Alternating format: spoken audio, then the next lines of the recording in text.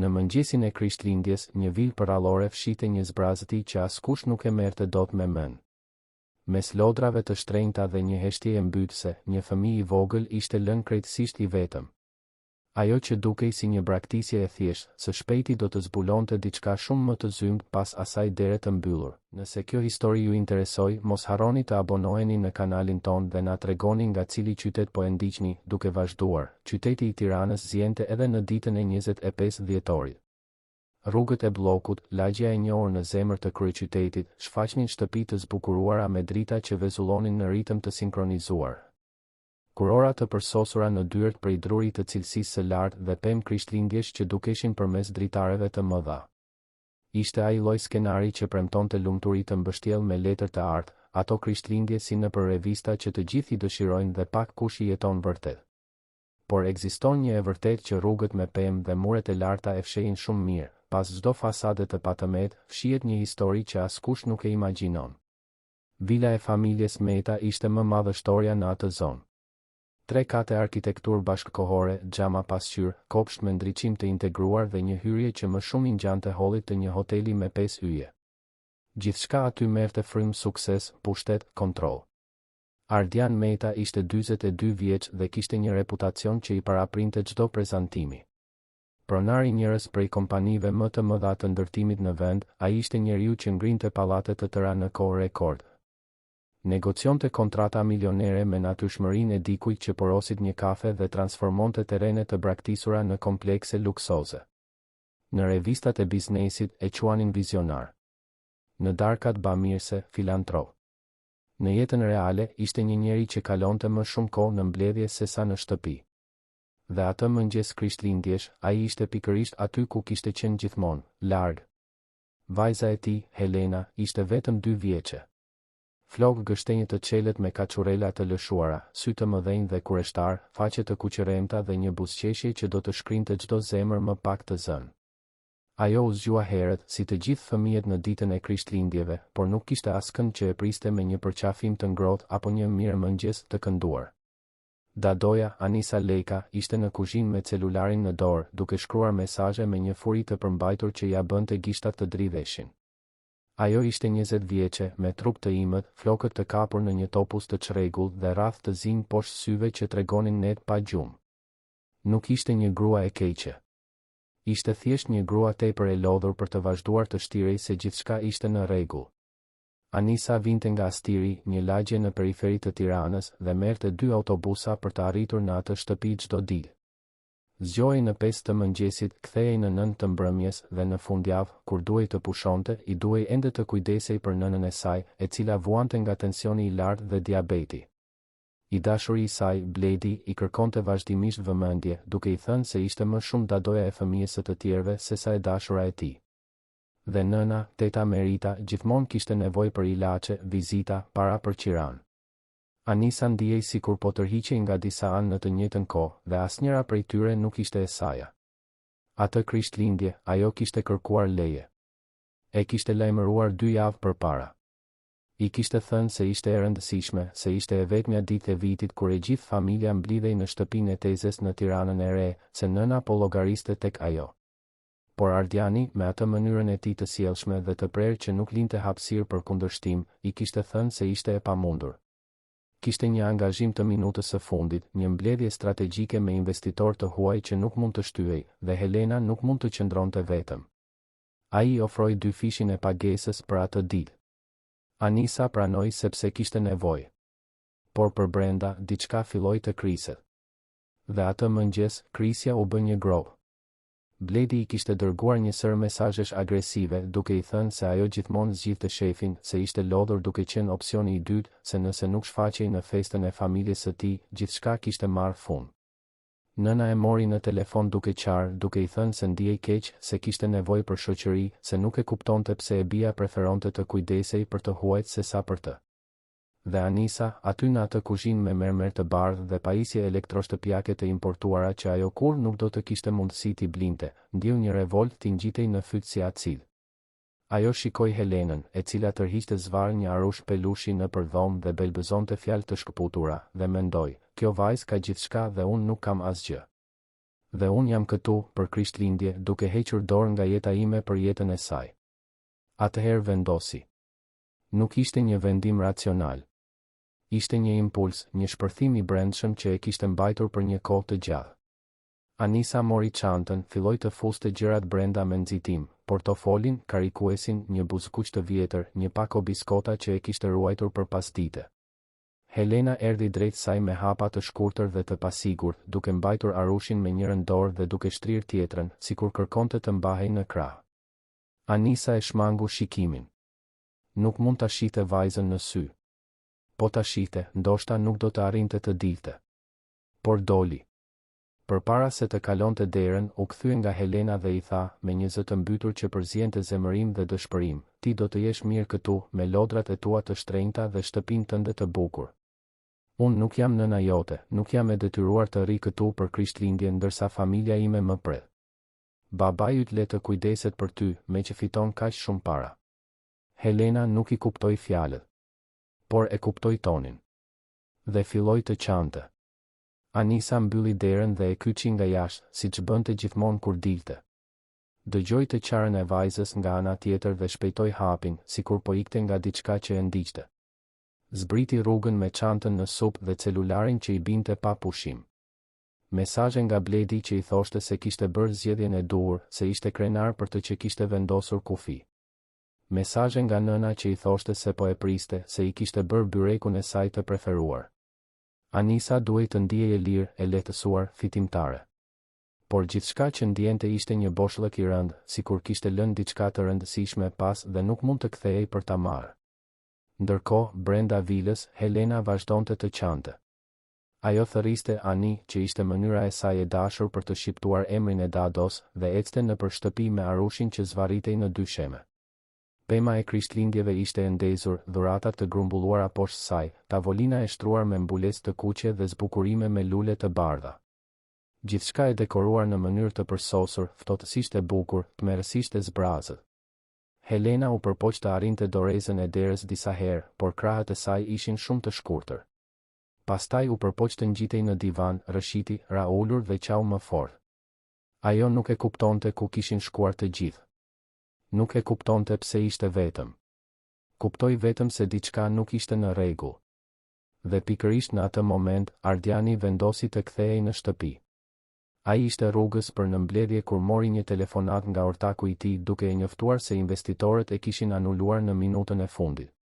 Problem me fluturimin, diçka për mjegullën në aeroportin e Rinasit. Ardiani e mbylli telefonin, shikoi nga dritarja e makinës dhe ndiu një therrje të çuditshme në gjoks. Nuk ishte tamam lehtësim. Ishte pothuajse si faj, ose ndoshta një parandjenje. Mendoj për Helenën, mendoj se si kishte dal nga shtëpia pa i dhënë një përqafim siç duhet, mendoj se si vajza i kishte shtrirë krahët kur ai kaloi pranë dhomës dhe ai i kishte thënë, me atë nxitimin automatik, se do të kthehej shpejt. Vendosi, atëherë, të bënte diçka që rrallëherë e bënte, të improvizoj. I kërkoi shoferit të kthehej. Do të kalonte disa orë me të bien, do të bënte foto, do t'i postonte në rrjetet sociale, për të treguar se ishte edhe një baba i përkushtuar. Ndoshta edhe do ta merrte për të parë dritat e Krishtlindjeve në bulevardin dëshmorët e kombit. Do të ishte një gjest i bukur. Një gjest që, më vonë, do të kuptonte se i shpëtoi jetën së bijës. Makina parkoi para vilës rreth orës 10:30 të mëngjesit. Ardiani zbriti, rregulloi xhaketën, kaloi kartën në portën elektronike dhe hyri. Shtëpia ishte tepër e qetë. Ai rudhi vetullat. Normalisht, kur arrinte, dëgjonte zërin e Anisës duke biseduar me Helenën, ose zhurmën e televizorit të ndezur në programet për fëmijë, ose zhurmën e enëve në kuzhinë. Por në atë moment, kishte vetëm heshtje. Dhe, diku në thellësi, një eqar e mbytur. Ardiani la çantën në hyrje dhe eci drejt dhomës së ndenjes. Ajo që pa ia bëri zemrën të rrite fort. Helena ishte në dy sheme, pranë tavolinës së mesit, me fytyrën e kuqe dhe të lagur nga të qarat. Rreth saj, objekte që kur nuk duhej të ishin në mundësinë e një fëmije, një vazo kristali e përmbysur, një telekomand me kapakun e baterive të hequr, një gotë qelçi që, për fat, nuk ishte thyrë. Vajza ktheu kokën kur dëgjoi hapat e të atit dhe shikimi që i dha ishte një përzierje e pastër dëshpërimi dhe lehtësimi. Ajo bërtiti babi me një zë të qerë dhe u zvarit në dy sheme derisa arriti këmbët e tij, duke u kapur pas pantallonave me të dyja duart e vogla, sikur kishte frikë se ai do të ikte përsëri. Ardiani u ul me shpejtësi, e mori të bien në krah dhe e shtrëngoi fort pas gjoksit. Ndjeu zemrën e saj duke rrahur shpejt, lemzën e ndërprer, trupin e vogël të nxehtë nga të qarat. Ai shikoi përreth duke kërkuar Anisën dhe thiri emrin e saj. Asgjë. Eci deri në kuzhinë, në dhomën e Dados, në banjë. Bosh. Gjithçka bosh. U kthye në dhomën e ndenjes, ende me Helenën në krah, dhe atëherë kuptoi se çfarë kishte ndodhur vërtet. Çanta e Anisës nuk ishte në varëse. Gjaketa e saj nuk ishte varur.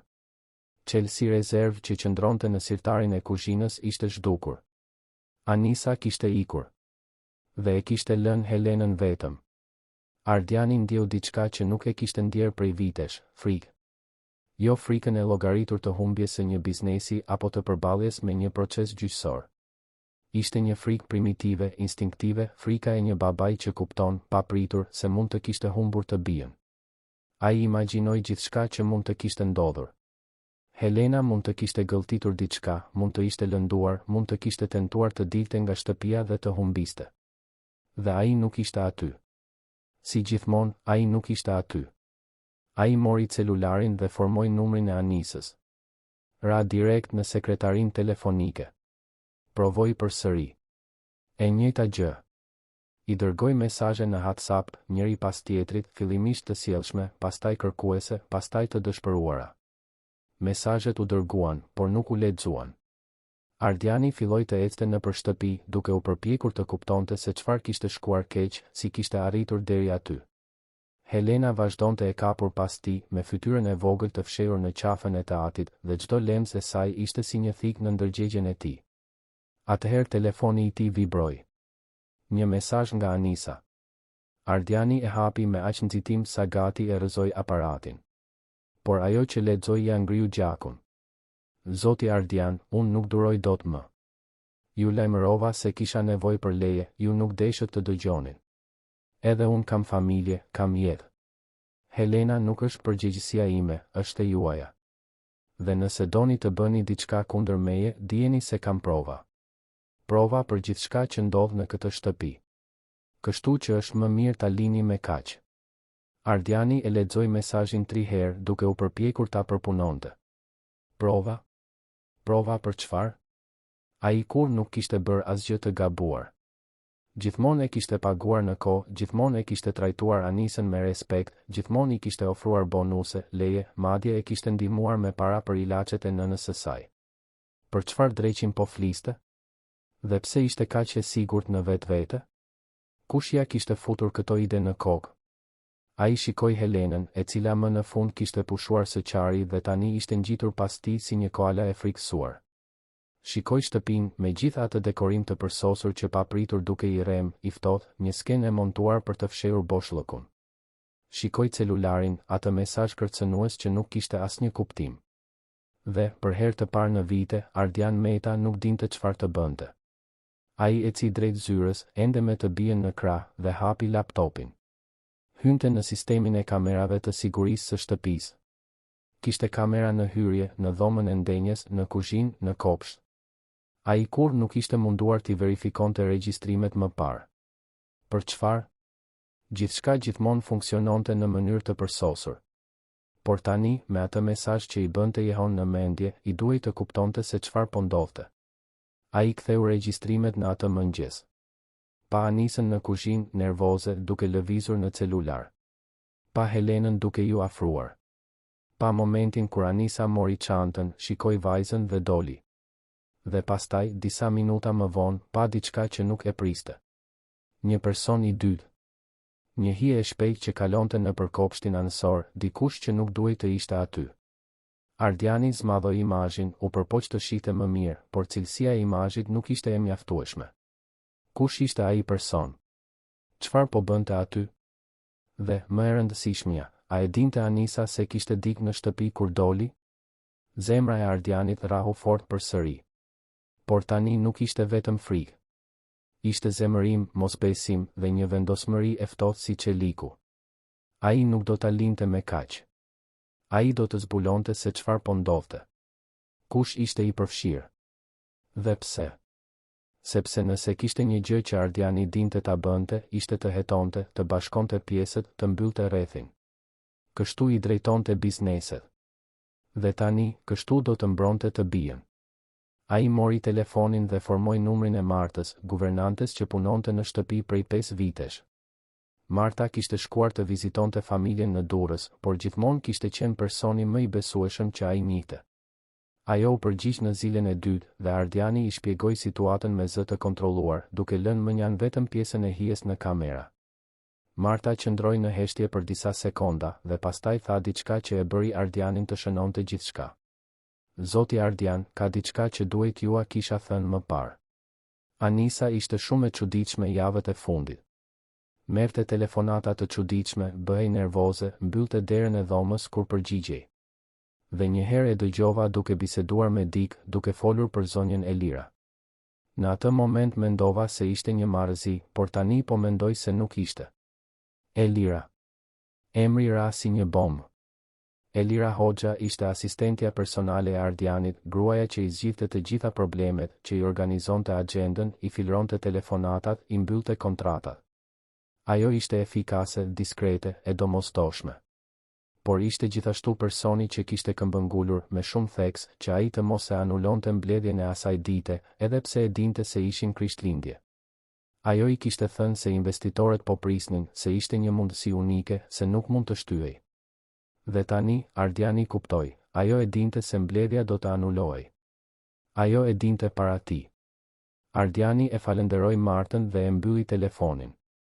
U ul në karrigen e zyrës me Helenën të fjetur në krah dhe shikoi ekranin e laptopit, ku imazhi i ngrirë tregonte atë hije në kopsht.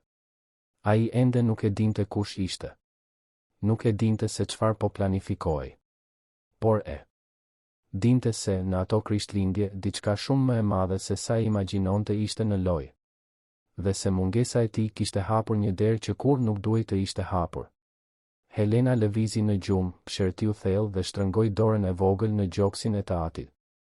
Ardiani e puthi në ballë dhe i bëri vetes një premtim në heshtje, ai do ta zbulonte të vërtetën. Pavarësisht se sa do të kushtonte. Pavarësisht se kush ishte i përfshirë. Sepse për herë të parë në jetë, Ardiani kuptoi se ka gjëra që parat nuk i blejnë. Dhe mbrojtja e vërtet është njëra prej tyre. Ardiani nuk fjeti atë natë Krishtlindjesh. Helena më në fundra në gjumë rreth orës 11, e raskapitur nga të qarat, por ai qëndroi zgjuar, ulur në koltukun pranë krevatit të së bijës, thjesht duke e vëzhguar. Vëzhgonte frymëmarrjen e saj, gjoksin që ngrihej dhe ulej në një ritëm të qetë që binte ndesh me stuhin që ndodhte brenda tij. Sa herë që mbyllte syt, shihte skenën e atij mëngjesi, vajza vetëm, objektet e rrezikshme të shpërndara, ajo hije në kamera. Dhe mesazhi i Anisës me atë ton kërcënimi të maskuar që nuk i hiqej nga koka. Prova. Ajo kishte thënë se kishte prova. Por prova për çfarë? Ardiani ishte një njeri i mësuar të përballej me probleme. Krizë financiare? Punësonte konsulentët më të mirë. Proces pune? Kishte një ekip ligjor të klasit të parë. Konkurrencë e pandershme? Hartonte strategji që i linin kundërshtarët pa rrugdalje. Por kjo ishte ndryshe. Ishte personale, intime, e dhimbshme. Përfshinte të bien, sigurinë e saj, besimin që ai kishte vendosur te njerëz që mendonte se i njihte. Dhe sa më shumë mendonte, aq më shumë kuptonte se nuk njihte askënd vërtet. Njihte punonjës, njihte ofrues shërbimesh, njihte njerëz që buzëqeshnin kur ai hynte në dhomë. Por ti njihje vërtet? Të dije se çfarë u kalonte në përmend, çfarë ndjenin, çfarë planifikonin? Jo. Ai kur nuk kishte pasur kohë për këtë. Kur dielli filloi të linte, i druajtur dhe portokalli pas perdeve të trasha të dhomës, Ardiani mori celularin dhe filloi të bënte telefonata. E para ishte për Martën, e cila premtoi të kthehej nga Durrësi po atë ditë, duke anuluar planet me familjen. Ajo ishte një grua e besuar, rreth të 50-tave, edhe, pa fëmijë, që e trajtonte Helenën si mbes. Nëse kishte dikë që vërtet kujdesej për atë fëmijë, ishte Marta. Telefonata e dytë ishte për Landin, rojen e sigurisë që punonte në hyrje të kompleksit dhe që gjithashtu bënte disa turne në shtëpi. Landi u përgjigj me zë të përgjumur, ishte ende pushim, por kur Ardiani i shpjegoi se duhej të bisedonin urgjentisht, ai tha se do të ishte aty brenda 1 ore. Për telefonatën e tretë, Ardiani hezitoi. Numri i Elira Hoxhës vezullonte në ekranin e celularit. Elira, asistentja efikase, gruaja që gjithmonë kishte përgjigjet e duhura, që parashikonte problemet para se të ndodhnin, që e njihte rutinën e Ardianit më mirë se ai vetë. Ajo punonte për të prej 3 vitesh, ishte 35 vjeçe, e diplomuar për administrim në Fakultetin Ekonomik të Universitetit të Tiranës, fliste rrjedhshëm anglisht dhe spanjisht dhe kishte një savë të patëmet. Ishte gjithashtu e bukur, elegante, gjithmonë e veshur mirë, gjithmonë me atë parfum diskret Yasemini që linte një gjurmë nëpër korridoret e zyrës. Ardiani kur nuk kishte menduar për të në mënyrë të papërshtatshme. Ajo ishte një bashkëpunëtore, pikë. Por tani, me atë që kishte thënë Marta, ai filloi të pyeste veten nëse nuk kishte qenë pikërisht kjo, ky besim i verbër, që kishte hapur hapësirë për diçka që ai ende nuk arrinte ta emërtonte. Ai e futi celularin në xhep pa i telefonuar Elirës. Së pari, duhej të kuptonte më mirë se çfarë po ndodhte. Kishte nevojë për më shumë informacion, më shumë pjesë të enigmës. U ngrit ngadalë, u kujdes të mos zgjonte Helenën dhe eci drejt zyrës. Shtëpia ishte e qetë, ajo heshtje e rëndë e dikujt që ka kaluar një traumë të freskët dhe ende nuk është rikuperuar. Ndezi laptopin përsëri dhe u kthye te regjistrimet e kamerave. Këtë herë, shkoi më larg në kohë. Verifikoi 15 ditët e fundit duke kërkuar për modele për diçka jashtë të zakonshmes. Dhe gjeti. Në 10 ditët e fundit, Elira ishte shfaqur në shtëpi 3 herë. Kjo në vetvete nuk ishte e çuditshme, ajo ndonjëherë sillte dokumente që kërkonin firmë urgjente, ose merrte dosje që Ardiani harronte në zyrë. Por ajo që i tërhoqi vëmendjen ishte orari. Gjithmonë në fund të pasdites, gjithmonë kur Ardiani nuk ishte, dhe gjithmonë duke qëndruar për të paktën gjysmë ore. Ardiani zmadhoi imazhet. Pa Elirën duke hyrë, duke përshëndetur Anisën në derë, duke hyrë brenda. Dhe pastaj, kamera e dhomës së ndenjes tregonte të dyja duke biseduar. Nuk dëgjohej se çfarë thoshin, por gjua e trupit ishte e qartë, Anisa duke i nervoze, bënte shumë gjeste, dhe Elira ishte aty, me atë qëndrimin e qetë, pothuajse amënor, sikur po e këshillonte, po e qetësonte. Ardiani ndjeu një nyj në stomak. Pse Elira po këshillonte dadon e vajzës së tij? Për çfarë? Dhe pse ai kur nuk e kishte ditur për këto vizita? Vazhdoi të shikonte. Në një nga regjistrimet të datës 5 ditë më parë, pa diçka që ja ngriu gjakun. Elira i dha një zarf Anisës. Një zarf i bardhë, i hollë, që dadoja e hapi aty për aty dhe pastaj e futi shpejt në çantë, duke parë përreth sikur kishte frikë se mos e shihte dikush. Para? Ishim para? Pse Elira po i jepte para Anisës? Ardiani u mbështet në karrige, me mendjen që punonte me shpejtësi të lartë. Kishte diçka më të madhe që po ndodhte aty, diçka që ai ende nuk arrinte ta shihte plotësisht. Por pjesët filluan të bashkoheshin dhe vizatimi që po formohej ishte shqetësues. Elira nuk po e ndihmonte thjesht Anisën. Elira po e manipulonte Anisën. Ndoshta duke nxitur pa kënaqësinë e saj, duke u shyrë inate, duke krijuar një situatë konflikti. Por pse? Çfarë fitonte Elira me këtë? Çfarë donte ajo? Atëherë ra zilja e derës. Ardiani u tremb, shikoi orën. 7:30 e mëngjesit. Ishte shumë herët për vizita. Eci deri te citofoni, shikoi nga kamera e jashtme dhe pa Landin, rojen e sigurisë, tashmë aty në derë, me një kapele të partizanit në kokë dhe një shprehje serioze në fytyrë. Ardiani hapi portën, priti që burri të hynte dhe e priti në dhomën e ndenjes. Landi ishte një burr rreth të 40-tave, me lëkurë esmere, trup të fortë nga palestra e rregullt dhe një mënyrë të drejtpërdrejtë të foluri që Ardiani gjithmonë e kishte vlerësuar. Pa dredha, pa lajka, vetëm e vërteta e zhveshur. Ardiani i ofroi një kafe, Landi pranoi dhe të dy u ulën në tavolinën e kuzhinës. Zoti Ardian, kur më morët në telefon, u shqetësova, filloi Landi, duke përzier kafen me lugë. Nuk është normale që ju të më thërrisni kështu, jashtë orarit. Çfarë ka ndodhur? Ardiani i tregoi gjithçka. Mbledhja e anuluar, kthimi i papritur në shtëpi, Helena vetëm, Anisa e zhdukur, mesazhi kërcënues. La më njanë vetëm pjesën për Elirën dhe Zarfet, sepse ende nuk ishte i sigurt për asgjë dhe nuk donte të akuzonte askënd pa prova konkrete. Landi dëgjoi gjithçka në heshtje, fytyra e tij duke u bërë gjithnjë më serioze, dhe kur Ardiani mbaroi, ai lëshoi një sharje të ulët dhe tundi kokën. Kjo është serioze, zoti Ardian.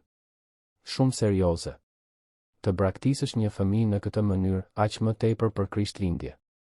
Anisa gjithmonë më është dukur pak e humbur, por kur nuk kam menduar se do të arrinte deri këtu. A ke vënë re diçka të çuditshme tek ajo javët e fundit? Pyeti Ardiani, duke u përkulur përpara. Ndonjë sjellje të ndryshme, ndonjë person të çuditshëm që vërtitej përreth? Landi kruajti mjekrën, i menduar. Tani që po e thoni, po. Një ditë, rreth 2 javë më parë, e pash duke u grindur me një djalë në trotuar. Unë isha te porta, duke bërë roje, dhe i pash të dy duke u zënë. Ai ishte i nevrikosur, bënte shumë gjeste, dhe ajo qante. Mendova se ishte i dashuri, gjëra çiftesh, e dini? Nuk u futa. Por djali kishte një pamje jo miqësore, tatuazh në krah, zinxhir në qaf, ai stili paksa nejse, ju e kuptoni. A do ta njihje po ta shije përsëri? Mendoj se po. Ishte i gjatë, i dobët, me flokë të rruar anash. Kishte një tatuazh luani në parakrah, nga ato që bien shumë në sy. Ardiani e shënoi mendërisht. Edhe një pjesë tjetër. Ndoshta ishte i dashuri që Anisa kishte përmendur në biseda të rastësishme, Bledi. Ndoshta ai po e presiononte, duke krijuar një mjedis stresi që kontribuoi në atë kolaps. Ose ndoshta ishte diçka tjetër. Ndoshta ishte pjesë e një plani më të madh. Landi, dua të bësh diçka për mua, tha Ardiani, me zë të ulët por të prerë. Dua të hetosh këtë djalë. Në mënyrë diskrete. Zbulo kush është, ku banon, çfarë bën. Dhe gjithashtu dua të mbash sy hapur për çdo person të çuditshëm që shfaqet këtu ose në kompleks. Diçka po ndodh dhe unë duhet të zbuloj se çfarë. Landi tundi kokën në shenjë pohimi. Lëreni në dorën time, zoti Ardian. Do të shoh se çfarë mund të bëj. Po për Anisën? Do të bëni denoncim në polici? Ardiani hezitoi. Një pjesë e tij donte, po, të shkonte në një komisariat dhe të raportonte gjithçka, ta bënte Anisën të paguante për atë që bëri. Por pjesa tjetër, pjesa strategjike që drejtonte bizneset, e dinte se të veproje me nxitim mund të tremte ata që ishin pas kësaj dhe të bënte që gjurmët të zhdukeshin. Nëse kishte një komplot, ai duhej t'i linte komplotistët të besonin se ishin të sigurt, se ai nuk dyshonte për asgjë. Vetëm kështu do të arrinte të zbulonte të vërtetën e plotë. Ende jo, u përgjigj ai. Së pari, dua të kuptoj se çfarë po ndodh. Pastaj, marr masat e duhura. Landi u largua pak më vonë, duke premtuar se do të kthehej me informacione deri në fund të ditës. Ardiani u ngjit lart për të parë Helenën, e cila ende flinte thellë, dhe gjeti Martën që po arrinte. Ajo kishte udhëtuar gjithë natën nga Durrësi në Tiranë, ishte me radh të zinj poshtë syve dhe rroba të rrudhura, por hyri në shtëpi me atë energjinë amënore që vetëm ajo e kishte. Përqafoi Ardianin, i tha se gjithçka do të shkonte mirë, se ajo do të kujdesej për Helenën siç ishte kujdesur gjithmonë, dhe se ai mund të mbështetej tek ajo për çdo gjë. Marta, the se e dëgjove Anisën duke biseduar për Elirën, filloi Ardiani, duke i shërbyer një gotë ujë guvernantes. A të kujtohet saktësisht se çfarë tha? Marta u ul në një stol të kuzhinës, hoqi këpucët dhe pshertiu. Ishte rreth 4 ditë më parë, zoti Ardian. Unë po fshija me leckë në dhomën e ndenjes, dhe Anisa ishte në dhomën e saj, me derën gjysmë të mbyllur. Ishte në telefon, dhe e dëgjova të thoshte diçka si, Elira tha se unë kam të drejta, se nuk duhet të pranoj gjithçka, se mund të kërkoj më shumë. Në atë moment mu duke çuditshme, sepse Elira nuk ka lidhje me çështjet e brendshme të shtëpisë, por mendova se ndoshta ishin njohur diku, se ishin shoqe. Por tani, me gjithçka që më thatë, po mendoj se nuk ishte miqësi. Ishte diçka tjetër. Ndikim, pëshpëriti Ardiani. Elira po ndikonte tek Anisa, po i fuste ide në kokë. Por pse, pyeti Marta, sinqerisht e hutuar. Çfarë do të fitonte zonja Elira me këtë? Kjo ishte pyetja të cilës Ardiani nuk arrinte t'i përgjigjej. Elira kishte një rrogë të shkëlqyer, bonuse bujare, pjesëmarrje në fitime. Ajo nuk kishte nevojë për para. Nuk dukej se kishte armiqësi me të, përkundrazi, gjithmonë kishte qenë besnike, e përkushtuar, pothuajse servile. Atëherë çfarë donte? Pushtet? Hakmarrje? Apo ishte diçka edhe më e komplikuar, diçka që përfshinte njerëz të tjerë, interesa të tjera? Atëherë celulari i Ardianit ra. Ishte një mesazh nga një numër i panjohur. Ai e hapi dhe ajo që lexoi ja bëri zemrën të rritë fort. Zoti Ardian, nëse po mendoni të më dëmtoni, është më mirë ta rimendoni. Kam regjistrime, kam foto, kam prova të gjërave që ju nuk do të doni të dilnin në shesh. Më lini të qetë dhe unë ju lë të qetë. Por nëse këmbëngulni, do të pendoheni. Ishte Anisa. Vetëm ajo mund të ishte. Ardiani ja tregoi mesazhin Martës, e cila zgurdulloi syt dhe mbuloi gojen me dorë. O Zot, Zoti Ardian. Ajo po ju shantazhon? Po, u përgjigj ai, me zë të kontrolluar por me një zemërim të ftohtë që pulsonte poshtë. Dhe unë do të zbuloj se çfarë provash janë këto. Sepse, Marta, unë kur nuk kam bërë asgjë të gabuar. Kur?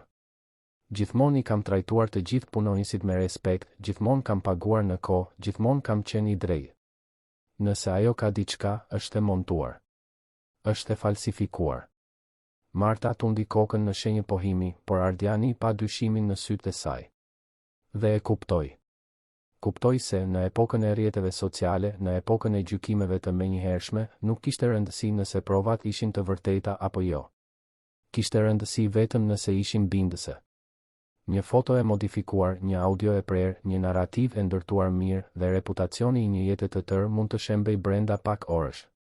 Dhe nëse Elira ishte e përfshirë, nëse ajo vërtet po e orkestronte këtë, atëherë kishte akses në informacione të privilegjuara, në momente private, në detaje që mund të shtrembëroheshin në mënyra shkatërruese. Ardiani shkroi një përgjigje të shkurtër, të bisedojmë personalisht. Më tako sot në orën 3 pasdite në parkun e liçenit pranë ujit. Eja vetëm. E dërgoj. Mesazhi u dërgua, por nuk u lexua. Ardiani priti, minutat duke u zvarritur si orë. 15 minuta më vonë, erdhi përgjigjja, ok. Ardiani shikoi Martën. Dua të rish me Helenën sot. Mos lejo askën të hyj. Askën. As të njohur, as punonjës, askën. Dhe nëse shfaqet Elira, mos e lejo të hyj dhe më telefono menjëherë.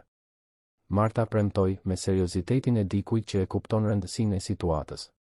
Ardiani u ngjit lart, bëri një dush të shpejt, ndërroi rrobat, veshi diçka të përditshme, xhinse, bluzë, atlete. Donte të dukej i afrueshëm, jo kërcënues. Kishte nevojë që Anisa të ndiej rehat për të folur, për të rrëfyer, për të zbuluar se çfarë po ndodhte. Dhe nëse ajo nuk fliste me të mirë, ai kishte mënyra të tjera. Kishte kontakte, kishte ndikim, kishte burime. Por preferonte dialogun. Gjithmonë e kishte preferuar. Në 2:30, ai doli nga shtëpia, mori makinën e tij, një sedan i zi diskret, dhe i dha makinës drejt parkut të liçenit.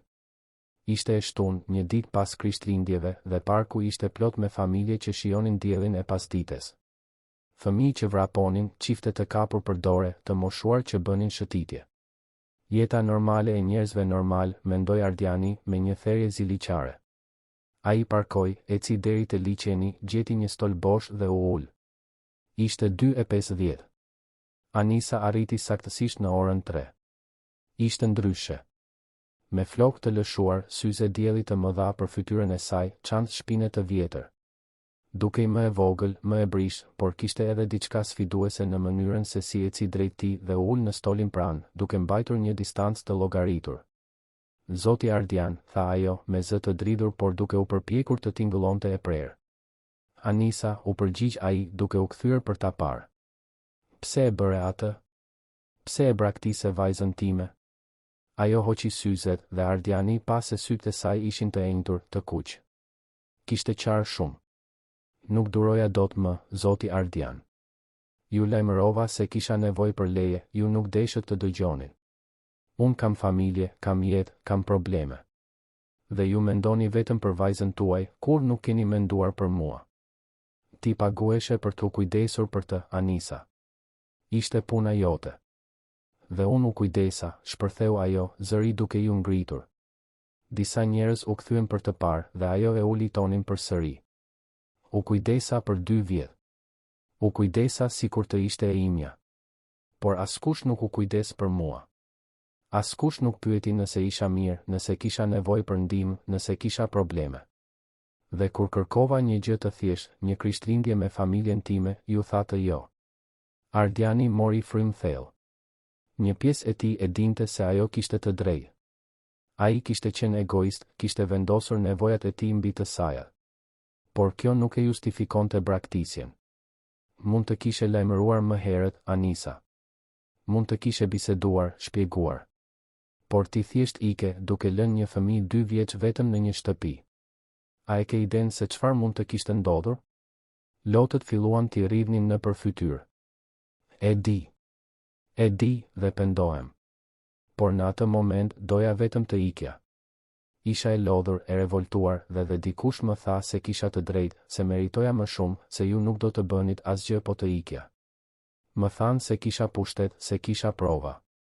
Kush ta tha këtë? Pyeti Ardiani, duke u përkulur përpara. Kush t'i futi këto ide në kokë? Anisa hezitoi. Shikoi anash, sikur kishte frikë se mos e dëgjonte dikush. Pastaj shikoi përsëri Ardianin dhe në shikimin e saj kishte frikë, por kishte edhe diçka të ngjashme me lehtësim, sikur më në fund mund të shfryhej. Nëse do të ishit në vendin e Anisës, do ta kishit thënë të vërtetën apo do të kishit heshtur për të mbrojtur veten? Na tregoni në komente. Ishte zonja Elira, pëshpëriti ajo. Ajo erdhi të më vizitonte disa herë, gjithmonë kur ju nuk ishit. Më thoshte se isha e shfrytëzuar, se meritoja të drejta pune më të mira, se ju kujdeseshit vetëm për bizneset dhe harronit njerëzit. Ajo më dha para, më tha se ishin që të mund të mbaja veten nëse vendosja ta lija punën. Dhe më mësoi të regjistroja biseda, të bëja foto të gjërave që mund të keq interpretoheshin.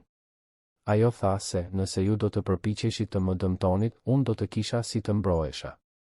Ardiani ndjeu botën t'i rrotulloi. Elira. Asistentja e tij e besuar, gruaja që ai mendonte se e njihte, ishte pas gjithçkaje. Por pse? Çfarë fitonte ajo me këtë? Anisa, a e di pse Elira e bëri këtë? A ta shpjegoi? A kishte ndonjë arsye? Anisa tundi kokën. Nuk e di. Ajo vetëm thoshte se po më ndihmonte sepse kujdesej. Por ndonjëherë mendoja se donte diçka tjetër. Për shembull, bënte pyetje për ju, për rutinën tuaj, për ata që vizitonin shtëpinë, për dokumente. Unë I përgjigjesha sepse mendoja se ishte shoqe, se më besonte. Por tani po e shoh se ndoshta ajo vetëm po më përdorte. Ardiani mbylli sytë. Gjithçka po bashkohej. Elira nuk donte të shkatëronte Anisën. Donte të shkatëronte atë. Dhe po përdorte Anisën si mjet, si një pjesë të sakrifikueshme në një lojë shumë më të madhe. Por cili ishte qëllimi final? Ta shantazhonte? Të merrte kompaninë? Duhej të ishte diçka e tillë, diçka e lidhur me pushtet, para, kontroll. Dhe nëse ishte kështu, atëherë Elira nuk po vepronte vetëm. Duhej të kishte më shumë njerëz të përfshirë, njerëz me interesa të përbashkëta, njerëz që do të përfitonin nga rënja e tij. Ai hapi sytë dhe shikoi Anisën. Ai ke këto regjistrime? Këto foto? Ajo tundi kokën në shenjë pohimi, duke nxjerrë celularin nga çanta. I kam. Janë të gjitha këtu. Mi trego. Anisa hapi një dosje në celular dhe Ardiani pa 10 skedar. Audio, foto, video. Ai mori aparatin, filloi t'i rishikonte.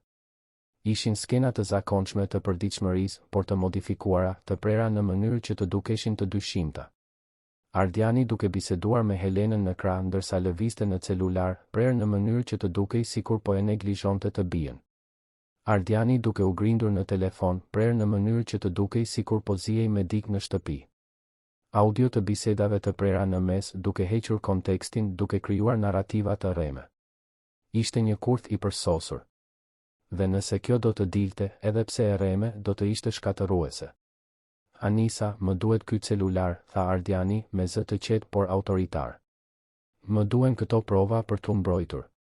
Dhe ti duhet të më ndihmosh. Sepse nëse Elira po të përdor, ajo do të hedhë poshtë sa po të mos ketë më nevojë për ty, ti do të jesh fajtorja për gjithçka, ndërsa ajo do të dalë e padëmtuar. Anisa e shikoi me sytë ende të lagur dhe Ardiani pa hezitimin aty. Ajo kishte frikë.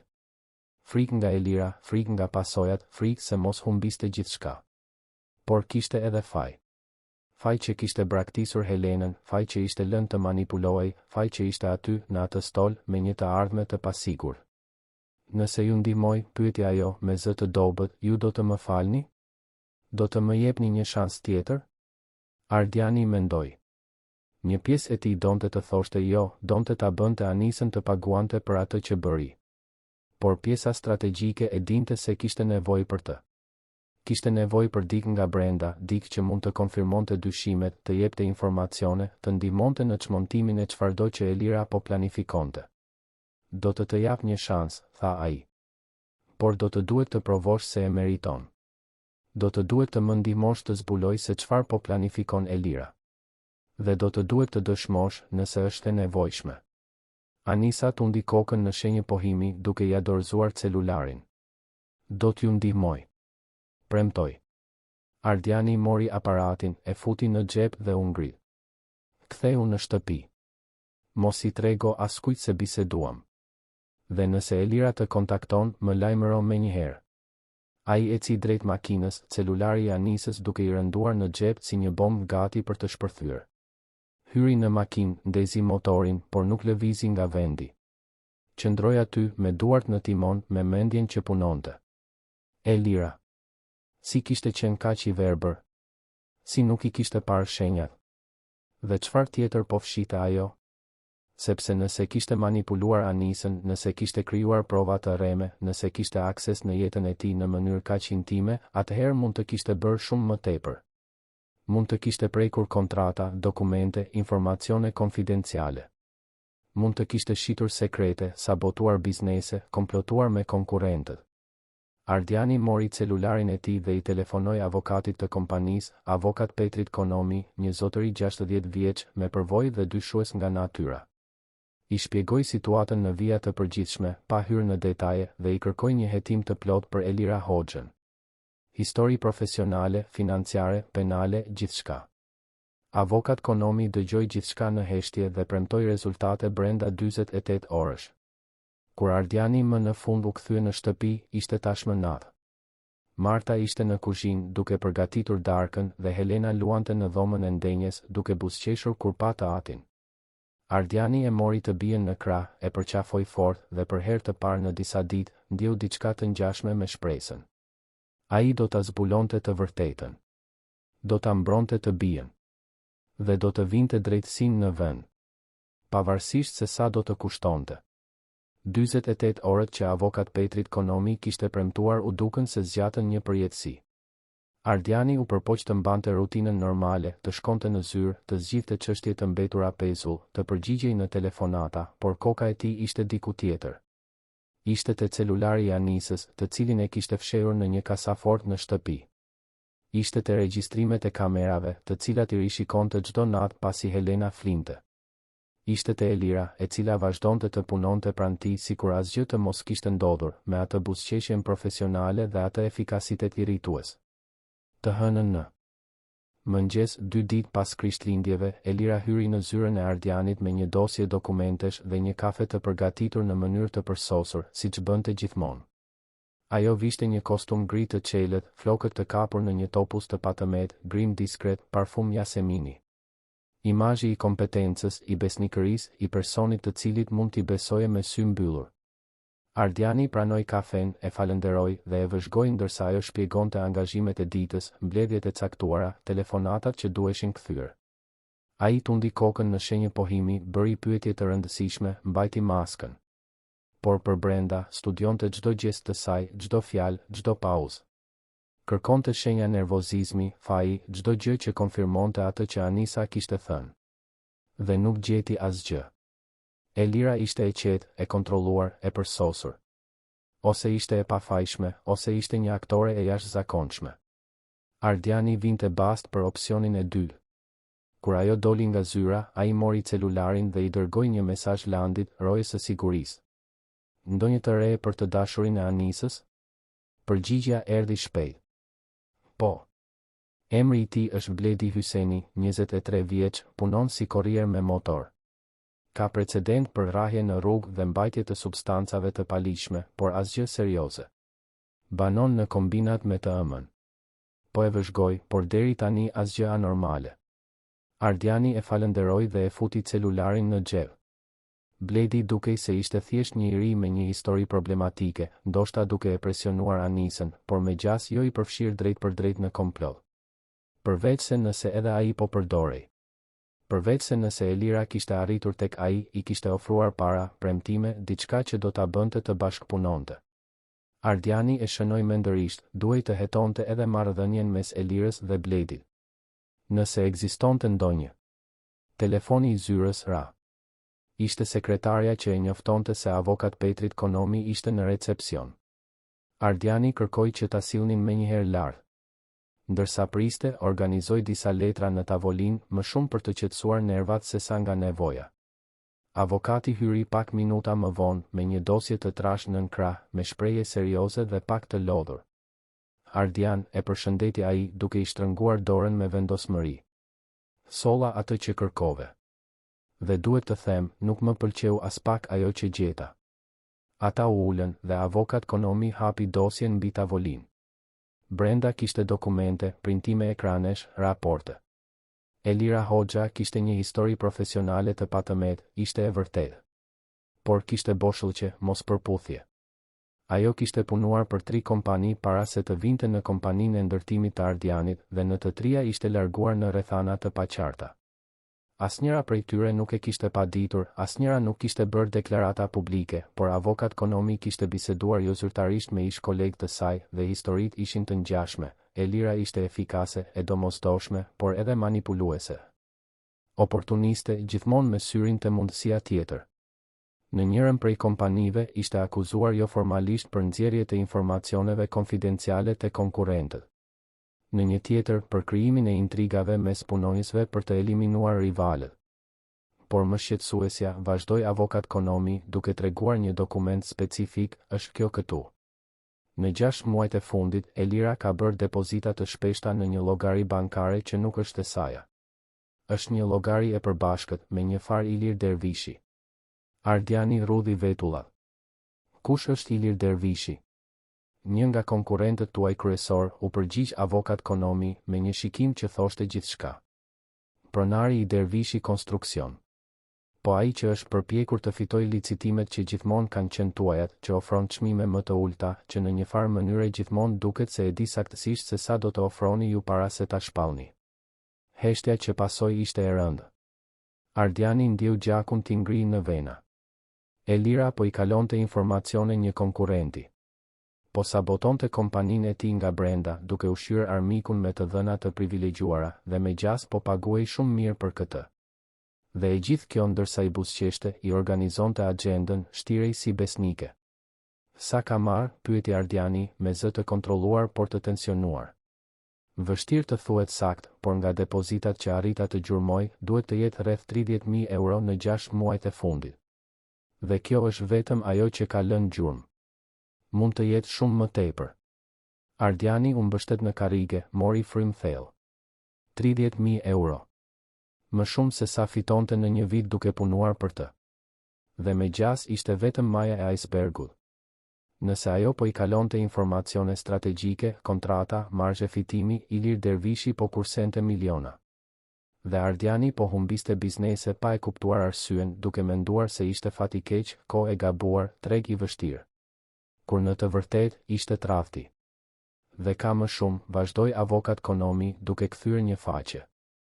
Ilir Dervishi është I martuar me një grua të quajtur Laura Hoxha. Motra e Elirës.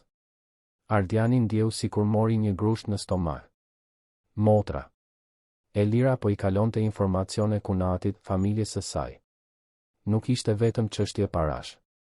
Ishte personale, ishte intime, ishte një komplot familjar për ta rrëzuar, për të marrë atë që ishte e tija, për të shkatëruar atë që ai kishte ndërtuar me aq shumë mund. Pse e bëri këtë, pëshpëriti Ardiani, më shumë për vete se sa për avokatin. Pse pranoj të punonte për mua nëse plani ishte të më shkatëronte? Sepse ishte më e lehtë të shkatëroje nga brenda se sa nga jashtë, u përgjigj avokat Konomi duke mbyllur dosjen. Elira hyri në kompaninë tuaj me një objektiv të qartë, të fitonte besimin tuaj, të kishte akses në gjithçka dhe pastaj ta përdorte këtë kundër jush. Dhe funksionoi. Ajo ishte e duruar, ishte kompetente, ishte e domosdoshme. Derisa ju nuk mund ta imagjinonit më kompaninë pa të. Dhe atëherë, kur ishit plotësisht i varur, ajo filloi të vepronte. Ardiani tundi kokën, i pabesueshëm. Kishte qenë kaq e qartë dhe ai nuk e kishte parë. Kishte lënë një nepër të hynte në shtëpinë e tij, të ushqehej prej saj, të fitonte besim dhe kur më pak e priste, ajo sulmoi. Jo me helm, por me tradhti. Çfarë të bëj tani? Pyeti ai, duke parë avokatin. Pushoje nga puna. Sot. Menjëherë. Dhe pa dite për shkelje kontrate, nxjerrje të informacioneve konfidenciale, gjithçka që mundesh. Do të jetë një betejë ligjore e gjatë, por ke prova të mjaftueshme për të fituar. Ardiani ra dakord, por e dinte se të pushojë Elirën tani do të ishte vetëm gjysma e problemit. Ajo ende kishte regjistrimet e Anisës, ende kishte kurthe të mundshme të ngritura, ende mund të shkaktonte dëme të mëdha nëse ndjente se ishte në kurth. Ai duhej të ishte strategjik, i saktë, kirurgjikal. Duhej ta çaktivizonte bombën para se ta priste. Prit, tha ai, duke ngritur dorën. Nuk do të veprojmë ende. Dua që ajo të vazhdoj të mendoj se është e sigurt. Ndërkohë, do të mbledh më shumë prova, do të mbrohem ligjërisht dhe do të sigurohem që kur të veproj, ajo të mos ketë si të kundërpërgjigjet. Avokat Konomi hezitoi, por tundi kokën në shenjë pohimi. Kujdes, Ardian. Njerëz si Elira nuk bëjnë shaka. Nëse zbulon se ti e di, mund të bëj diçka drastike. E di, u përgjigj Ardiani. Prandaj duhet të jem më i zgjuar se ajo. Avokati u largua dhe Ardiani mbeti vetëm në zyrë, duke parë nga dritarja që jepte nga bulevardi dëshmorët e kombit. Poshtë, qyteti zjente, indiferent ndaj dramave personale të secilit. Makina, borë, njerëz që vraponin, jeta që ndodhte. Dhe aty, në katin e 23, një njeri që përpiqej të kuptonte se si kishte qenë kaq i verbër. Ai mori celularin e Anisës, të cilin e kishte sjellë të fshehur në çantë, dhe filloi të rishikonte audiot përsëri.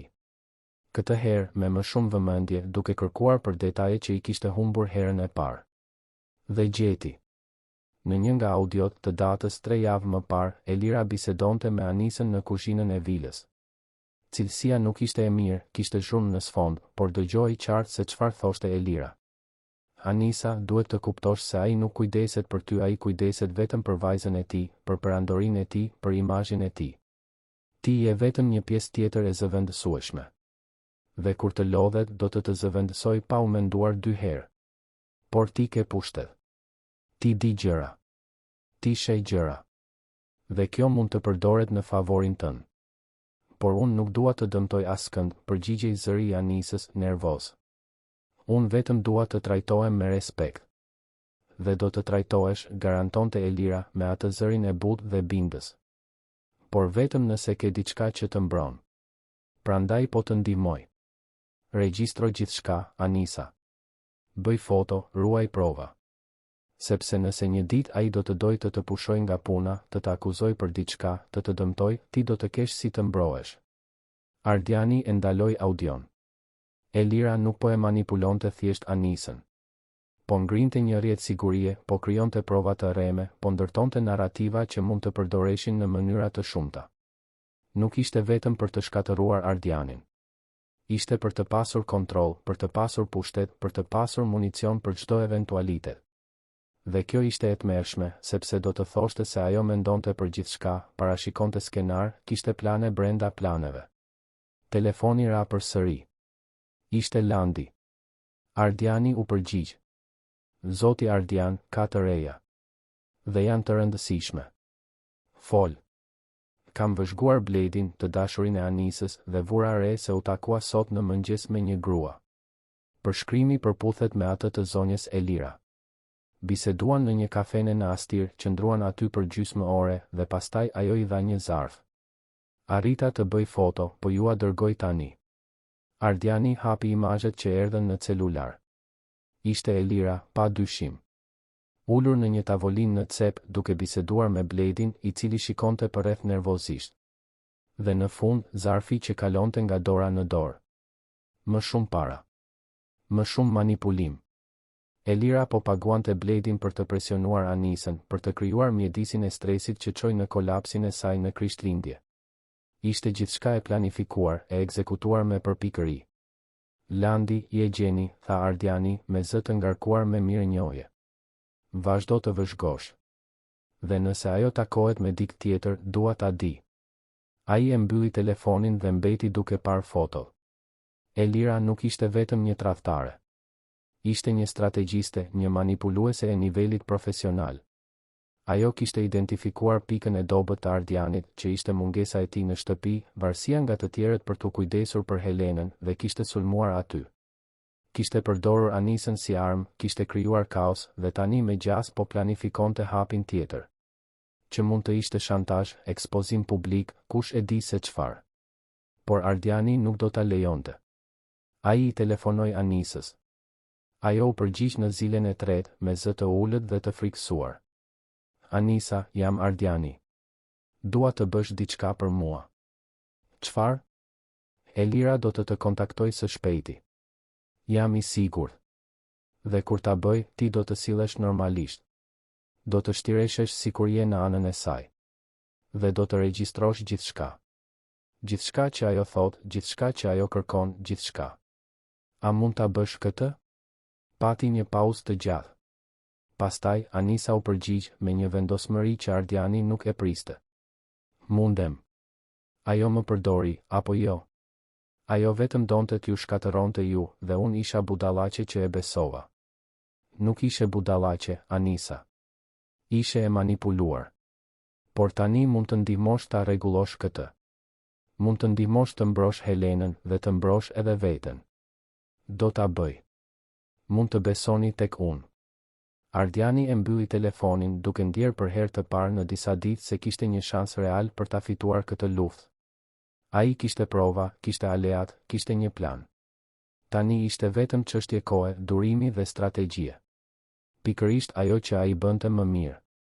Atë natë, në shtëpi, pasi Helena fjeti, Ardiani u ul me Martën në dhomën e ndenjes dhe i tregoi gjithçka.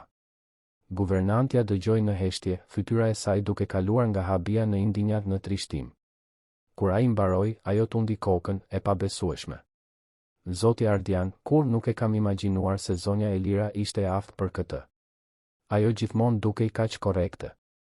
Pikërisht, pëshpëriti Ardiani, duke parë gotën e uiskit që kishte shërbyer, por nuk e kishte pirë. Ndonjëherë njerëzit më të rrezikshëm janë ata që duken më të besueshëm. Marta u ngrit, shkoi tek ai dhe i vuri dorën në supë në një gjest amënor. Ju do ta kaloni këtë. Do ta mbroni Helenën. Dhe do të vini drejtësinë në vend. Unë besoj tek ju.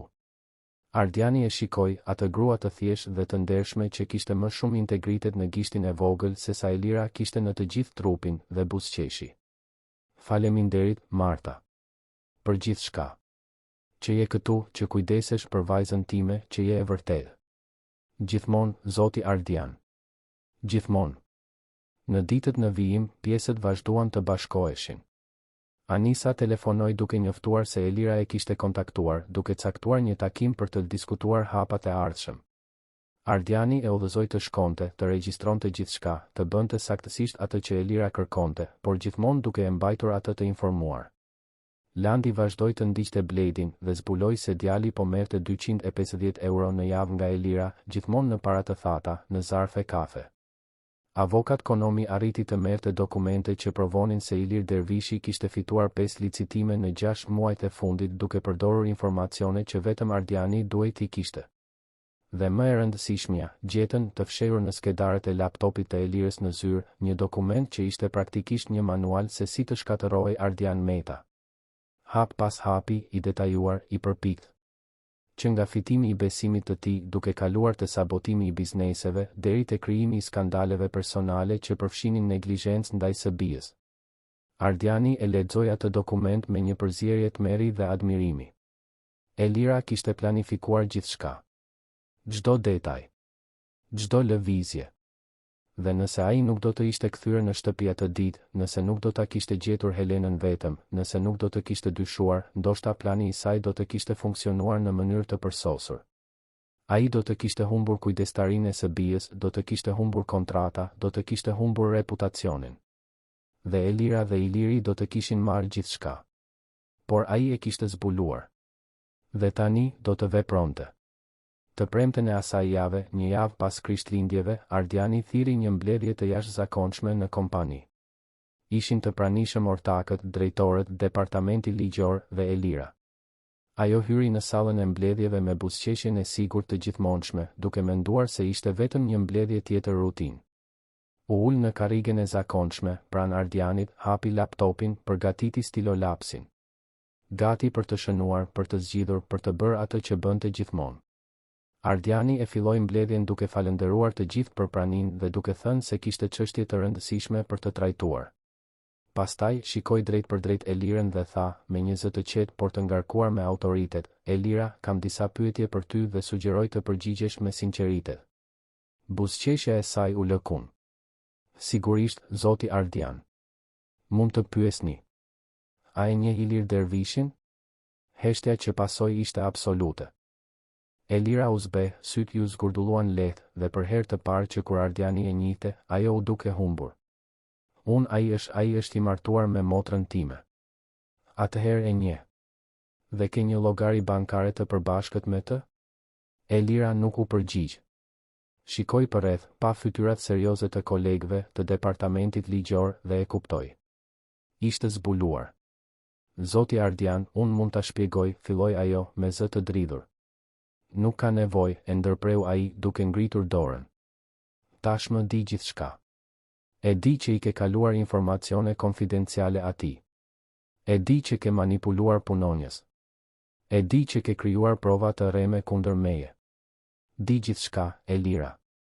Ajo u ngrit në këmbë, duke rrëzuar karrigen me fytyrën e kuqe nga zemërimi dhe dëshpërimi. Nuk mund të provosh asgjë. Mundem, u përgjigj Ardiani duke vendosur një dosje mbi tavolinë. Kam ekstrakte bankare, regjistrime, dokumente, dëshmitar. Kam gjithçka. Dhe ti je e pushuar nga puna për shkak të arsyeve të justifikuara. Përveç kësaj, do të përgjigjesh penalisht për sabotim biznesi, nxjerrje të informacioneve konfidenciale dhe tentativë shantazhi. Elira shikoi dosjen, Ardianin, të pranishmit dhe e kuptoi se kishte humbur.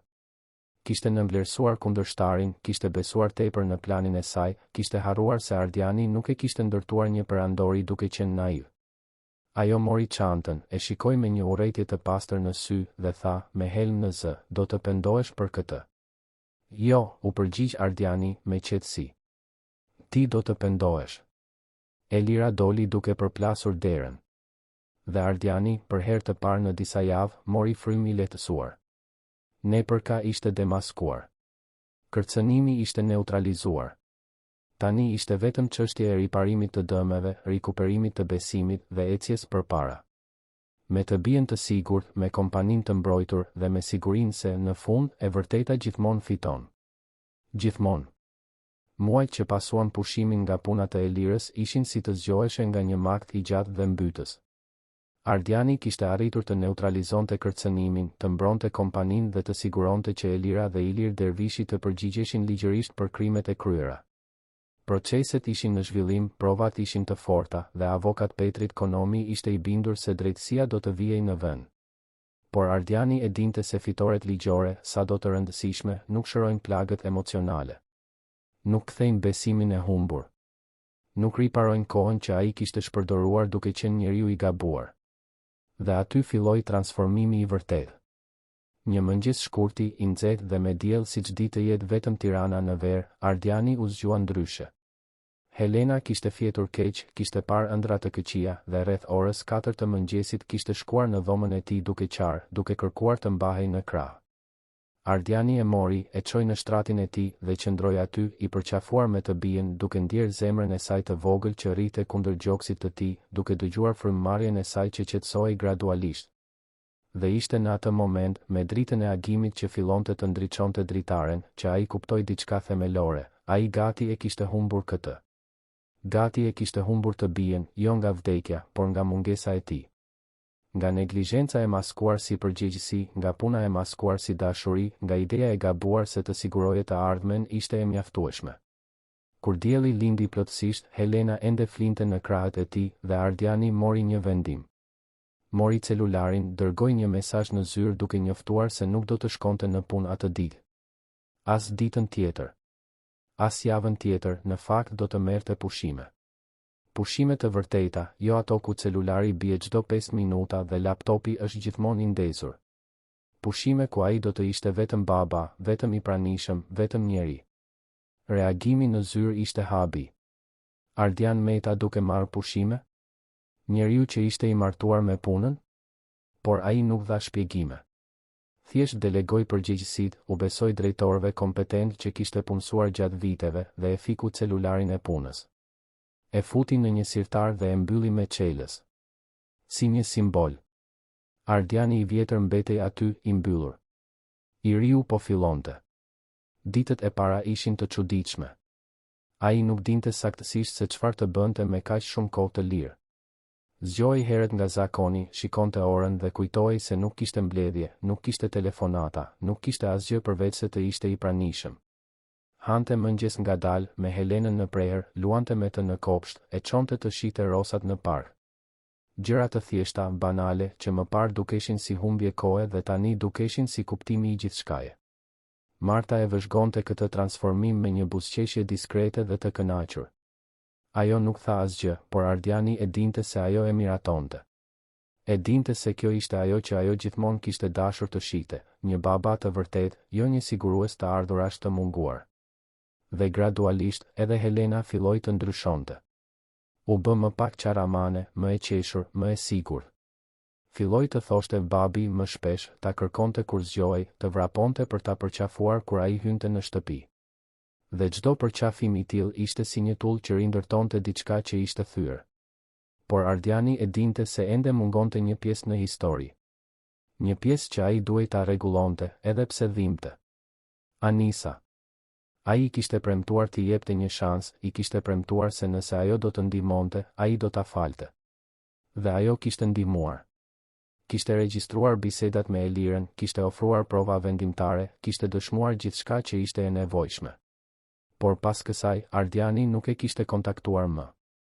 E kishte lënë në harres, pa e ditur nëse ishte e falur, nëse kishte punë, nëse kishte të ardhme. Dhe kjo nuk ishte e drejtë. Një pasdite të martë, Ardiani I telefonoi Anisës dhe I kërkoi të vinte në shtëpi. Ajo arriti gjysmë ore më vonë, me të njëjtin ajër nervoz si gjithmonë, me duart që I dridheshin lehtë, me shikimin e shmangur. Ata u ulën në kopsht, larg veshëve kureshtar, dhe Ardiani shkoi drejt në temë. Anisa, të thira këtu sepse duhet të them disa gjëra. Së pari, të falenderoj. Ti më ndihmove të zbuloj të vërtetën, të mbroj vajzën time, dhe nuk do t'ja kisha dal dot pa ty pra, faleminderit. Ajo tundi kokën në shenjë pohimi, por nuk tha asgjë. Ende kishte frikë, duke pritur që të ndodhte më e keqja. Së dyti, vazhdoi Ardiani, dua të kërkoj falje. Unë të vura në një situatë të pamundur, të shfrytëzova pa e kuptuar, të trajtova sikur të ishe një makinë dhe jo një person. Ti kishe të drejtë kur the se unë mendoja vetëm për vajzën time dhe kur për ty dhe kjo ishte gabim. Shumë gabim. Lotët filluan t'i rridhnin nëpër fytyrën e Anisës. Ajo I fshiu me kurrizin e dorës, duke u përpjekur të ruante qetësinë, por ishte e vështirë. Apo më pushoni nga puna? Pyeti ajo, me zë të mbytur. Jo, u përgjigj Ardiani, dhe pa lehtësimin në sytë e saj. Por gjithashtu nuk do të detyroj të kthehesh të punosh këtu. E di që duhet të jetë e vështirë, pas gjithçkaje që ka ndodhur, të kthehesh në këtë shtëpi dhe të shtireshesh sikur gjithçka është normale. Prandaj do të jap një mundësi. Nëse dëshiron të qëndrosh, mund të qëndrosh. Por me kushte më të mira, rrogë të drejtë, orare të respektuara, leje të garantuara, të gjitha të drejtat që gjithmonë I ke merituar. Dhe nëse dëshiron të largohesh, gjithashtu mundesh. Do të jap 6 muaj rrogë si dëm shpërblim, një letër rekomandimi të shkëlqyer dhe gjithë ndihmën që të duhet për të rifilluar. Zgjedhja është e jotja. Anisa qëndroi në heshtje për një moment të gjatë, duke e përpunuar. Pastaj, e shikoi Ardianin me një intensitet që ai nuk e priste. Pse po e bëni këtë? Unë e braktisa Helenën. Unë meritoja të pushohesha nga puna, të paditesha, ndoshta edhe të burgosesha. Pse po tregojeni kaq i sjellshëm? Ardiani buzëqeshi, një buzëqeshje e trisht por e sinqertë. Sepse mësova diçka javët e fundit. Mësova se njerëzit nuk janë thjesht të mirë apo të këqij, të drejtë apo të gabuar. Ata janë të komplikuar, plot shtresa, motivime, dhimbje. Ti gabove, është e vërtetë. Por gabove sepse ishe e dëshpëruar, sepse u manipulove, sepse askush nuk të mbështeti kur kishe nevojë. Dhe unë isha pjesë e kësaj. Pra po, ti meriton një shans të dytë. Ashtu siç e meritoj edhe unë. Anisa fshiu një lot tjetër dhe mori frym thellë. Dua të qëndroj. Por jo si Dado. Nuk mundem më të kujdesem për fëmijë pas asaj që bëra, mendoj se nuk i besoj më vetes për këtë. Por ndoshta mund të ndihmoj në një mënyrë tjetër? Në kuzhinë, në pastrim, nuk e di. Vetëm dua të jem pjesë e diçkaje që është e ndershme, e kupton? Pa lojra, pa gënjeshtra. Ardiani tundi kokën në shenjë pohimi. Do të bisedoj me Martën. Jam i sigurt se ajo do të jetë e lumtur të ketë në ekip. Dhe Anisa, faleminderit. Që qëndrove në anën e duhur në fund. E di që ishte e vështirë. Ajo u ngrit, fshiu duart e Bërame dhe nga kopshti, dhe për herë të parë që kur Ardiani e njihte buzëqeshi. Një buzëqeshje e sinqertë, e lehtësuar, shpresëdhënëse. Faleminderit, zoti Ardian. Vërtet. Në muajt në vijim, jeta filloi të gjente një ritëm të ri. Anisa u kthye të punonte në shtëpi, por tani duke ndihmuar Martën me punët shtëpiake dhe marrëdhënia mes tyre u bë pothuajse si nën e bij. Anisa u regjistrua në një kurs teknik infermierie, duke ëndërruar të kishte një profesion që kishte kuptim për të. Bledi, i dashuri problematik, u la pasi Anisa kuptoi se ai ishte me të vetëm për interes. Dhe nëna e saj, teta Merita, mori ndihmë financiare nga Ardiani për trajtimet shëndetësore, gjë që lehtësoi jashtëzakonisht presionin mbi Anisën. Sa për Elirën dhe Ilirin, proceset vazhduan. Elira u përpoq të negocionte, të korruptonte, të krijonte më shumë gënjeshtra, por provat ishin të pakundërshtueshme. Ajo përfundoi duke u dënuar të kthente vlerat e marra në mënyrë të paligjshme, përveç pagimit të gjobave të rënda dhe ndalimit të punës në pozicione besimi për 10 vjet. Iliri humbi disa kontrata pasi hetimi zbuloi se shumë prej tyre ishin fituar në mënyrë mashtruese dhe kompania e tij e ndërtimit hyri në krizë. Nuk ishte hakmarrje, ishte drejtësi. Dhe Ardiani nuk ndjeu kënaqësi për këtë, vetëm lehtësim që e vërteta kishte mbizotëruar. Por transformimi më i madh ndodhi brenda shtëpisë së vet Ardianit. Ai filloi të arrinte më herët nga puna, të merrte pjesë në rutinat e Helenës, të lexonte përralla para gjumit, të ishte i pranishëm në momentet e rëndësishme. Punsoi një asistente të re në zyrë, por këtë herë me shumë më tepër kujdes, me verifikime rigoroze dhe gjithmonë duke mbajtur një distancë profesionale të shëndetshme. Mësoi të delegonte, të besonte te ekipi, të kuptonte se nuk kishte nevojë të ishte në gjithçka gjatë gjithë kohës që gjërat të funksiononin. Dhe Helena, Helena lulëzoi. Filloi të fliste më shumë, të mësonte fjalë të reja çdo ditë, të zhvillonte personalitetin e saj. Ishte e zgjuar, kurioztare, e dashur, pikërisht siç kishte qenë nëna e saj para se të largohej shumë herët, viktime e komplikimeve në lindje që asnjë para nuk arriti t'i parandalonte. Ardiani ishte përpjekur ta mbushte boshllëkun e lënë nga gruaja e tij me punë, me sukses, me arritje materiale. Por tani e kuptonte se e vetmja mënyrë për të nderuar kujtimin e saj ishte të ishte babai që gruaja e tij do të kishte dashur që ai të ishte. I pranishëm, i dashur, i vërtetë. Një pasdite të shtunë, 6 muaj pas asaj krishtlindjeje fatale, Ardiani ishte në park me Helenën. Ajo vraponte pas pullumbave, qeshte kur ata fluturonin, kthehej me vrap në krahët e të atit duke kërkuar të hidhej lart. Dhe ndërsa ai e ngrinte në ajër duke dëgjuar të qeshurat e saj kristalore, ndjeu diçka që nuk e kishte ndjer prej shumë kohësh, paqe. Paqe të vërtet, jo paqen artificiale të blerë me arritje dhe status, por paqen e dikujt që është pikërisht aty ku duhet të jetë, duke bërë pikërisht atë që duhet të bëjë. Celulari i tij ra. Ishte një mesazh nga Landi, i cili tani punonte si shef sigurie i kompanisë me kohë të plotë. Zoti Ardian, sapo mësova se Elira është parë duke u larguar nga Tirana për të jetuar diku tjetër. Duket se do të përpiqet të rifillojë në një qytet tjetër. Mendova se do të donit ta dinit. Ardiani e lexoi mesazhin dhe e futi celularin në xhep pa u përgjigjur. Nuk kishte më asgjë për të thënë për Elirën. Ajo ishte e kaluara, një faqe e kthyer, një mësim i mësuar. E ardhmja ishte aty, në krahët e tij, duke qeshur dhe duke kërkuar më shumë, gjithmonë më shumë. Atë natë, pasi Helena fjeti, Ardiani u ul në zyrë me një gotë verë dhe një stilo laps. Filloi të shkruante një letër, jo për t'ia dërguar dikujt, por për veten e tij. Një letër reflektimi, premtimesh, angazhimesh. Shkroi për njeriun që kishte qenë dhe njeriun që donte të ishte. Për gabimet që bëri dhe mësimet që mësoi. Për rëndësinë e të qenit i pranishëm, të besosh te njerëzit e duhur, të mbrosh atë që vërtet ka rëndësi. Dhe e përfundoi letrën me një fjalë të thjeshtë, por të fuqishme: suksesi i vërtet nuk matet me arritje, por me lidhje. Jo me sa ndërton, por me sa kujdesesh. Dhe unë i premtoj vetes dhe vajzës sime se kur më nuk do ta harroj këtë. E palosi letrën, e futi në një sirtar dhe u ngjit në dhomë. Helena kishte lëvizur në gjumë dhe kishte krahun e vogël jashtë batanijes. Ardiani hyri ngadalë, ia rregulloi batanien, e puthi në ballin e vogël dhe të ngrohtë dhe i përshpëriti: "Të dua, bija ime. Dhe do të jem këtu. Gjithmonë." Dhe për herë të parë që kur ishte bërë baba, Ardiani vërtet besoi në ato fjalë. Sepse nuk ishin vetëm premtime boshe. Ishin angazhime reale, të ndërtuara mbi bazën e gabimeve të pranuara dhe transformimeve të sinqerta. Ishin prova se kur nuk është vonë për të ndryshuar, për të rritur, për të bërë versionin më i mirë i vetes.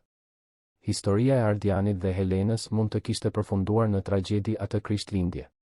Mund të kishte qenë një tjetër statistikë e neglizhencës prindërore, e besimit të tradhtuar, e pafajësisë së kërcënuar. Por përfundoi në shpengim. Përfundoi në dashuri.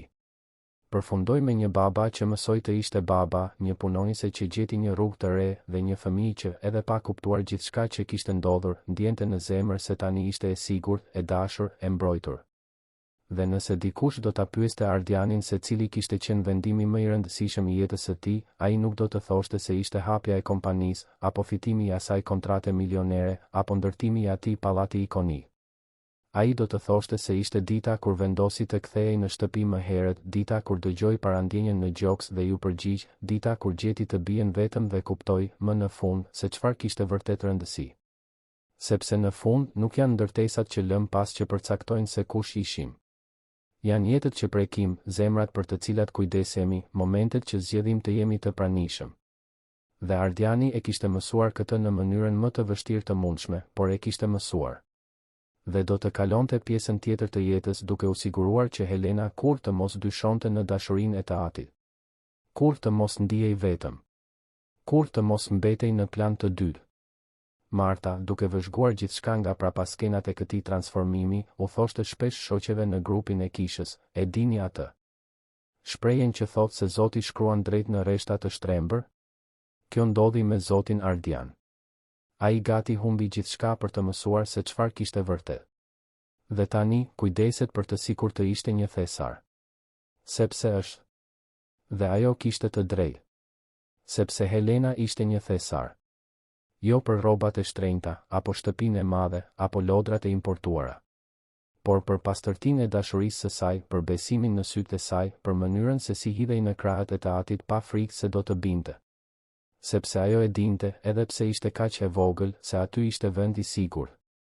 Se babai do ta mbante. Se babai ishte i pranishëm. Vitet kaluan, siç kalojnë gjithmonë, duke sjellë stin të reja, sfida të reja, gëzime të reja. Helena u rrit, shkoi në shkollë, bëri miq, zhvilloi ëndra. Dhe Ardiani ishte aty për gjithçka. Për fjalën e parë të vështirë që ajo mësoi të shkruante, për shfaqjen e parë në shkollë, për rrëzimin e parë me biçikletë, për dyshimet e para për botën. Ai nuk ishte i përsosur, ende bënte gabime, ende kishte ditë të vështira. Por ishte i pranishëm. Dhe kjo bënte gjithë ndryshimin. Dhe sa herë që dikush e pyeste se cili ishte sekreti i suksesit, ai buzëqeshte dhe përgjigjej: "Të jesh i pranishëm. Vetëm kaq. Të jesh vërtet i pranishëm për njerëzit që do, sepse në fund, kjo është ajo që mbetet. Jo parat, jo çmimet, jo tituj. Por kujtimet, përqafimet, momentet kur zgjodhe të ishe aty. Një natë, shumë vite pas gjithë asaj historie, Helena, tashmë një adoleshente 14 vjeçe, e pyeti të atin ndërsa darkonin së bashku: "Babi, a të kujtohet ajo Krishtlindje kur isha bebe? Ajo që ti thua gjithmonë se të ndryshoi jetën?" Ardiani buzëqeshi, la pirunin dhe e shikoi të bien me gjithë dashurinë e botës. "Më kujtohet si të ishte dje, bija ime. Çfarë ndodhi saktësisht? Ti kur nuk mi ke treguar detajet." Ardiani mendoi për një moment duke vendosur se sa të zbulonte. Pastaj filloi të tregonte me kujdes, pa detajet më të errëta, por me të vërtetën thelbësore, se ai gati e humbi sepse ishte i munguar, se mësoi se prania është dhurata më e madhe që mund të japim, dhe se që nga ajo ditë bëri një premtim të mos e linte kur më vetëm. Helena dëgjoi gjithçka në heshtje, dhe kur ai mbaroi, ajo u ngrit, shkoi tek i ati dhe e përqafoi fort. "Faleminderit që u ktheve, babi. Faleminderit që je gjithmonë këtu." Dhe Ardiani, me sytë e përlotur, e përqafoi të bien dhe i pëshpëriti: "Nuk ka vend tjetër në botë ku do të preferoja të isha. Sepse ishte e vërtetë. Dhe gjithmonë do të ishte." Të dashur dëgjues, shpresojmë që historia e Ardianit dhe Helenës t'ju ketë prekur zemrën. Nëse u emocionuat me këtë udhëtim shpengimi, transformimi dhe dashurie të vërtet, klikoni butonin pëlqej, abonohuni në kanal dhe na tregoni në komente se çfarë ju preku më shumë në këtë histori. Çfarë do të bënit po të ishit në vendin e Ardianit? Si e menaxhoni ekuilibrin mes punës dhe familjes? Duam të dim mendimin tuaj. Çdo ditë sjellim histori intensive si kjo, që zbulojnë anën më të thellë të shpirtit njerëzor, që na bëjnë të reflektojmë mbi zgjedhjet tona dhe na frymëzojnë të jemi versione më të mira të vetes. Ju presim në episodin e ardhshëm me një tjetër histori që do t'ju prek emocionet dhe do t'ju bëjë të mendoni për atë që vërtet ka rëndësi në jetë. Deri atëherë, kujdesuni për ata që doni, jini të pranishëm dhe mbani mend, suksesi më i madh që mund të arrijmë është dashuria e vërtetë dhe prania reale në jetën e atyre që kanë rëndësi. Një përqafim të madh dhe shihemi së shpejti.